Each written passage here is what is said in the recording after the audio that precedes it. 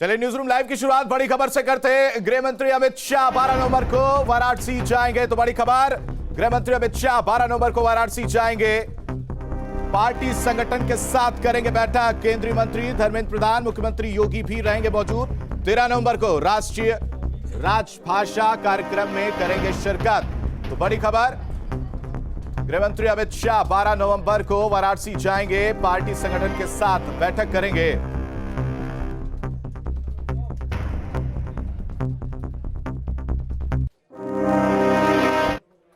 चलिए बात बीएसपी अध्यक्ष मायावती की करते हैं। बीएसपी अध्यक्ष मायावती ने आज प्रेस कॉन्फ्रेंस की और बीजेपी, एसपी और कांग्रेस पर हमला बोला। आपको बताएं कि इस दौरान मायावती ने बीजेपी और एसपी पर जमकर निशाना साधा। बीएसपी अध्यक्ष ने कहा कि जिन्ना और राम मंदिर जैसे मुद्दों को उठाकर एसपी और बीजेपी चुनाव हिंदू बनाम मुसलमान पर बनाना चाहती है। भाजपा खासकर यूपी में अपनी जन विरोधी नीतियों व द्वेषपूर्ण कार्यकलापों एवं सरकार की घोर विफलताओं पर पर्दा डालने तथा इन पर से लोगों का ध्यान बांटने के लिए भी यहाँ विशेषकर सपा आदि से अंदरूनी मिलीभगत व सांठगांठ करके जिन्ना व अयोध्या पुलिस फायरिंग जैसे अनेकों और नए गढ़े हुए सांप्रदायिक व धार्मिक मुद्दों को उठाने का भी पूरा प्रयास कर रही है, ताकि ये जो चुनाव है हिंदू मुस्लिम हो जाए। ये इन दोनों पार्टियों का अंदर ये प्रयास चल रहा है।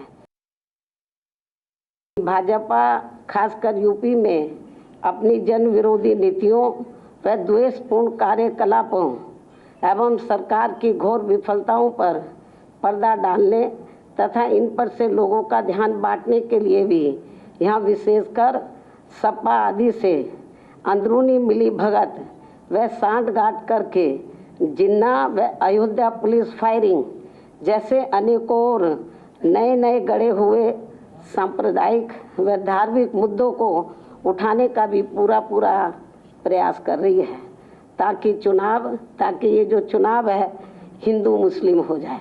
ये इन दोनों पार्टियों का अंदर ये प्रयास चल रहा है। विधानसभा चुनाव के नज़दीक आते ही अब यहाँ बीजेपी व अन्य सभी विरोधी पार्टियों का प्रदेश की जनता को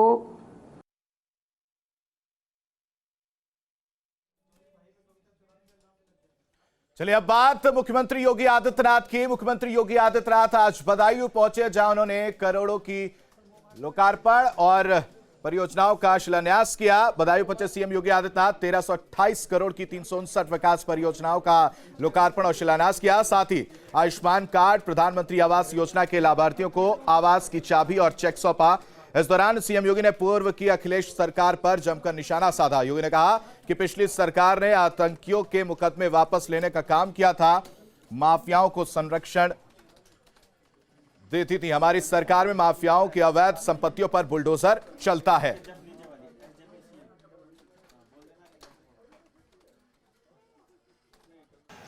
भाइयों बहनों, 2017 के पहले उत्तर प्रदेश की स्थिति क्या थी? 2017 के पहले उत्तर प्रदेश की बदहाल कानून व्यवस्था और प्रदेश सरकार ने अपराध और अपराधियों के प्रति जीरो टॉलरेंस की जिस नीति के तहत कार्य करना प्रारंभ किया है, आज उसके परिणाम भी सामने आ रहे हैं।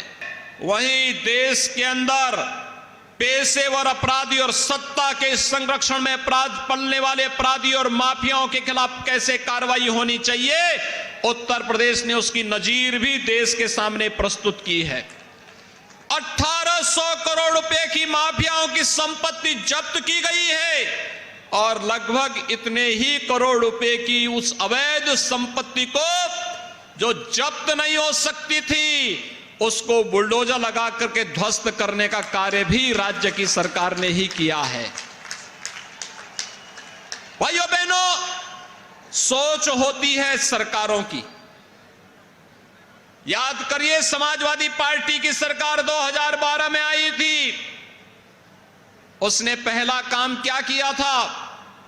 उस सरकार में सबसे पहला काम तो हुआ था कोसी कला का दंगा, बरेली के दंगे, कोसी कला में दंगा, मुजफ्फरनगर में दंगा, लखनऊ में दंगा, कानपुर में दंगा। कोई जनपद ऐसा नहीं था जहां दंगे न हुए हों। मुख्यमंत्री योगी आदित्यनाथ बदायूं के बाद शाहजहांपुर पहुंचे, जहां पर उन्होंने करोड़ों की परियोजनाओं का लोकार्पण और शिलान्यास किया। और शाहजहांपुर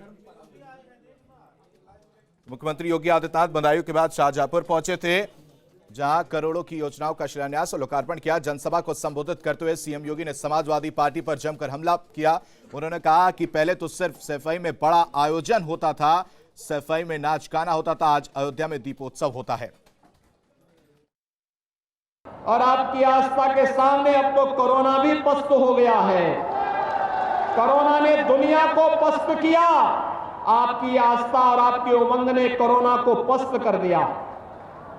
और इसलिए भाइयों बहनों, क्योंकि सरकार का पहले दिन से था, एक ही संकल्प था, अपराध और अपराधियों के प्रति जीरो टॉलरेंस की नीति के तहत कार्य करेंगे। हमने अपराध और अपराधियों के बारे में कोई किसी भी प्रकार की रियायत नहीं दी और दंगाइयों को संदेश दिया, दंगा करोगे 7 पीढ़ियां भरते भरते भरपाई करते करते थक जाएंगी, कभी पूरा नहीं कर पाओगे, इसलिए दंगा करना भूल जाओ। वहीं योगी सरकार में यूपी नई नई उपलब्धियों को हासिल कर रहा है। कोरोना में नंबर 1 होने के बाद अब योगी आदित्यनाथ की उपलब्धि को हासिल कर रही है। इस कड़ी में उत्तर प्रदेश को एक और बड़ी उपलब्धि मिली है। लॉजिस्टिक ईज रिपोर्ट में यूपी ने लंबी छलांग लगाई। दरअसल लॉजिस्टिक ईज रिपोर्ट का मकसद राज्यों में लॉजिस्टिक संबंधी प्रदर्शन में सुधार पर ध्यान केंद्रित करना है। इस रिपोर्ट से पता चलता है कि देश के अलग अलग राज्यों में निर्यात और आर्थिक वृद्धि को बढ़ावा देने के लिए जरूरी लॉजिस्टिक सेवाएं कितनी बेहतर हैं।